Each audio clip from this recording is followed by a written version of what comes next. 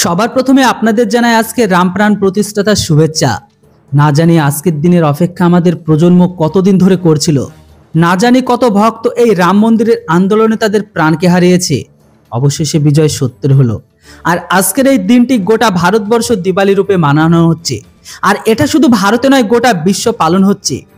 আজকের এই ভিডিওটি বানানোর উদ্দেশ্য একমাত্র আমার এটাই যে আপনারা যেন জানতে পারেন আজকের এই দিনটি বিদেশেও কতটা বিশেষ। সবার প্রথমে আমি আপনাদের বলে দিই যে আমেরিকার নিউ ইয়র্ক শহরে টাইমস স্কোয়ারেও ভগবান শ্রীরামের চিত্র প্রদর্শিত করা হয়েছে। সেখানেও কিন্তু হাজারো ভক্ত রামের প্রাণ প্রতিষ্ঠাতার অপেক্ষা করছে, যে ছবিগুলো আপনারা স্ক্রিনে দেখতে পেয়েছেন। এবার যদি ইসরায়েলের কথা বলি, তাহলে ইসরায়েলে ভারতে অবস্থিত ইসরায়েলের রাজদূত নিউয়ার গিলঞ্জি ভারতবাসীকে রাম প্রাণ প্রতিষ্ঠাতার জন্য শুভেচ্ছা বার্তা জানিয়েছেন। এমনকি উনি সোশ্যাল মিডিয়া এক্স হ্যান্ডেলে একটি টুইট করেও জানিয়েছে যে আমি অযোধ্যায় রাম মন্দিরের প্রাণ প্রতিষ্ঠাতার জন্য অনেক উৎসাহিত। রাম মন্দিরের একটি মডেলকে নিজের কাছে রেখে একটা ছবিকেও শেয়ার করেছেন উনি। ব্রিটেনে তো রাম মন্দিরের উৎসব বড় জোরসোরে মানানো হচ্ছে।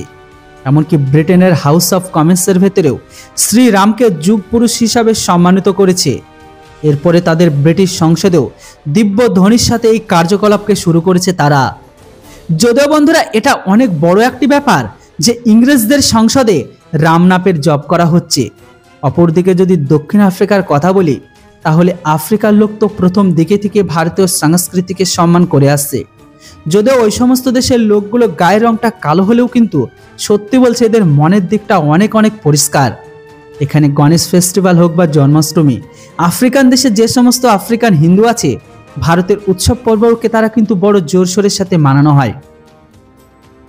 আজকে যখন ভারতের রাম মন্দিরের প্রাণ প্রতিষ্ঠাতা হচ্ছে, তো সেখানে আবার সাউথ আফ্রিকাতে যে সমস্ত হিন্দু মন্দির আছে, সেখানে জায়গায় জায়গায় রাম ভজন থেকে শুরু করে রাম নামও করা হচ্ছে।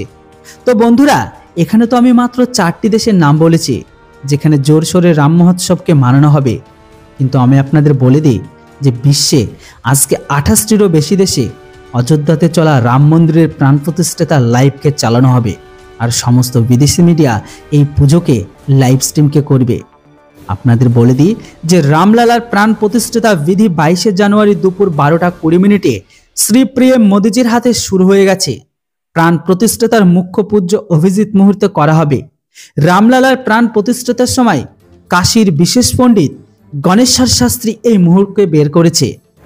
দিন ক্ষণ নক্ষত্র সব কিছুকে দেখেই বের করেছে আজকের দিনটিকে রামলালার প্রাণ প্রতিষ্ঠাতার জন্য। রামলালার প্রাণ প্রতিষ্ঠাতা হওয়ার পর গোটা অযোধ্যা নগরে দীপাবলিকে বানানো হবে। বরং সন্ধেবেলায় পুরো অযোধ্যা নগরীকে 10 লাখ প্রদীপে সাজানো হবে। তাই আপনাদের কাছে ছোট্ট রিকোয়েস্ট যে আপনারাও আপনাদের ঘরে অবশ্যই প্রদীপকে জ্বালাবেন। আর কমেন্ট বক্সে কেউ কিন্তু জয় শ্রীরাম লিখতে ভুলবেন না। Thanks for watching. জয় হিন্দ, বন্দে মাতরম।